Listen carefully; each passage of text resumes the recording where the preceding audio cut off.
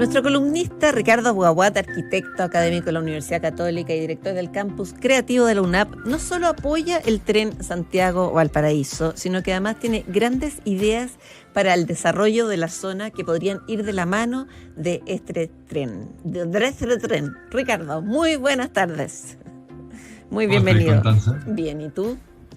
Bien, también, gracias. Ricardo, tú planteas algo muy interesante, sobre todo como insumo a la discusión que se está dando ahora, que todavía como tampoco está tan clara, que estén todos tan entusiasmados con el tren Santiago-Valparaíso. A principio de año hubo como una discrepancia entre el ministro de Obras Públicas y el ministro de Transporte, pero bueno, finalmente el presidente Boric lo comprometió en su cuenta pública, confirmó el proyecto. Tu punto es súper interesante porque sostiene que ese tren no sería más que el detonador inicial de una estrategia mucho mayor. ¿De qué estamos hablando?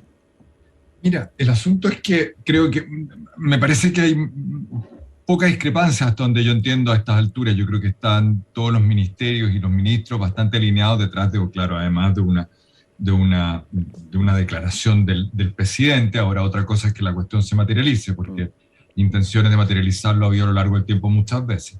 Pero yo tengo la sensación de que podría ser que fuera ahora el momento de los trenes, digamos.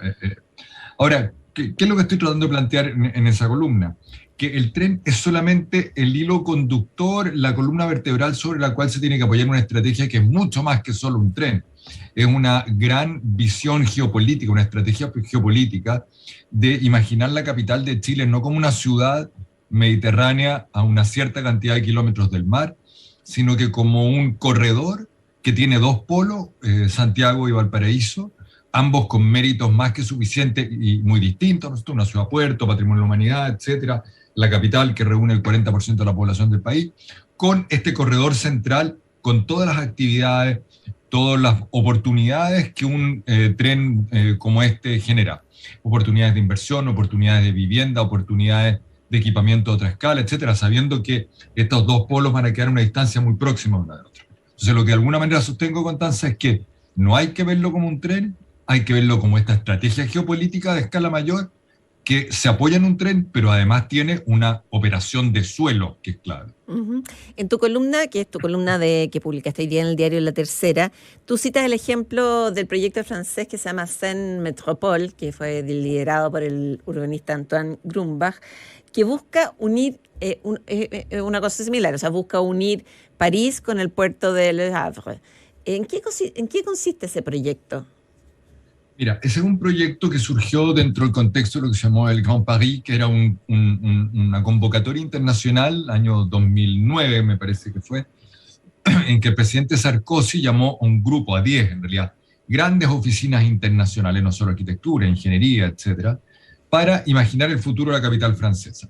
Este es uno de los proyectos que se presentó, me parece que es especialmente pertinente para citar, y que partía del supuesto de que una de las grandes piedras en el zapato que tenía París en el escenario de las grandes ciudades globales, obviamente, ¿no es cierto?, era que muchas de esas otras grandes ciudades globales eran puertos, y París no lo era. Y eso, naturalmente, en la competencia internacional por posicionamiento pesaba.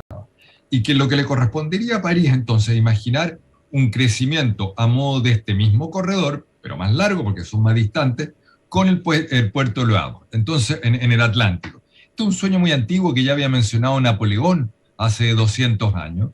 Él había dicho, ¿no es cierto?, que todas estas ciudades que se alineaban a lo largo del eje del Sena, en realidad eran una sola ciudad, de la cual su calle principal era este río. Pero lo que hace Grumbach es decir, mira, en vez de seguir pensando el crecimiento de la ciudad de París como un problema radioconcéntrico, como ha sido el caso de toda la historia y como es el caso de una buena parte de las ciudades europeas y del mundo, lo que hay que hacer es generar este corredor, potenciarlo con un tren de alta velocidad y orientar todo el crecimiento de la ciudad y el desarrollo y las nuevas oportunidades en este corredor hacia el mar. Y eso es lo que le daba potencia a la idea. ¿En qué quedó ese proyecto? ¿Está todavía en veremos? ¿Se quedó en un cajón? No, lo que pasa es que es una convocatoria que se desarrolló no con el fin de que una resultara ganadora y esa fue la que se hiciera, sino que para discutir grandes ideas. Perfecto. Y el resultado de esa discusión de grandes ideas fue el proyecto del Gran París, pero fue distinto a esto. Uh-huh. Pero al final también tiene un proyecto que tiene que ver con transporte, sí. Básicamente un gran 8 de de ferrocarril alrededor de la ciudad, 8 porque esa es la forma que tiene el ferrocarril.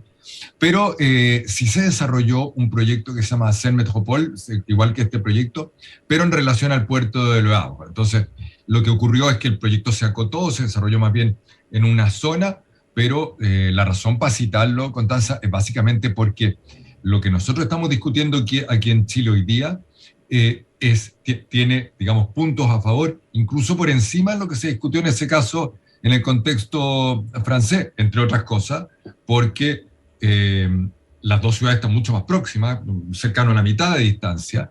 El tren es una estrategia que se está discutiendo con un grado de realidad, me parece a mí, hoy superior a antes, y los dos polos en sus extremos tienen fuerza más que suficiente para una cosa como esta. Uh-huh. Y a eso le tenemos que sumar que tenemos el aeropuerto de Santiago justo en el camino. Claro, es decir, esto debería ser, porque uno dice, mira, Santiago y Valparaíso. ¿Qué podría pasar ahí, Ricardo, teniendo este tren como detonante de un polo de desarrollo? ¿Qué podríamos ver surgir ahí?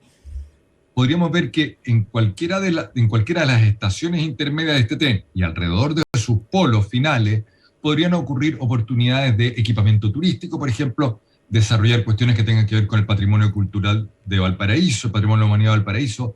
Podrían haber grandes equipamientos de escala internacional, centros de eventos, universidades de talla mayor, podrían haber nuevos núcleos de vivienda, Constanza, pensando en el déficit enorme que tenemos, y aprovechando que todo lo que tú pongas a lo largo de este tren queda a una distancia, puede ser grande, pero en términos de tiempo muy corta, de estos dos centros poblados mayores. Podrían haber parques industriales que aprovecharan la relación de todo esto con el corredor bioceánico. Podrían haber oportunidades de decenas de tipos distintos, pero ¿con qué condición? Y ese es el asunto clave. Con la condición de que este proyecto no se piense como un ferrocarril, como que no se piense como una obra de infraestructura, sino que como una oportunidad que yo llamo aquí geopolítica, ¿no es cierto? Imaginar una región capital, es decir, otra forma de comprender el potencial de la macrozona central, esta vez ya no solo pensada para Chile, sino que para el concierto internacional. Esa es la condición. Pero no se está discutiendo de esa manera, eso es importante decirlo. No se está discutiendo de esa manera. Vamos a entrar en eso, pero vamos a contarle a nuestros auditores, por si alguno se viene recién sumando a nuestra sintonía, que estamos conversando con nuestro columnista Ricardo Guaguat sobre las enormes posibilidades de desarrollo urbano, económico y social que podría ofrecer para la región el tren Santiago-Valparaíso.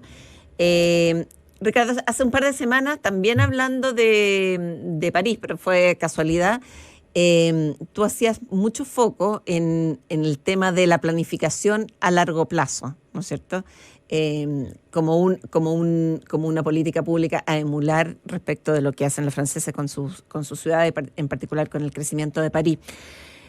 Pero tú me dices que estamos discutiendo el tren, parece que ya ahora sí que sí, el presidente comprometió el tren Santiago-Valparaíso, por ahí leí que se van a dar todo este año para ver cuál sería el diseño más adecuado, pero que no se está pensando territorio más transporte juntos, sino que se está pensando solo tren, o sea, solo transporte.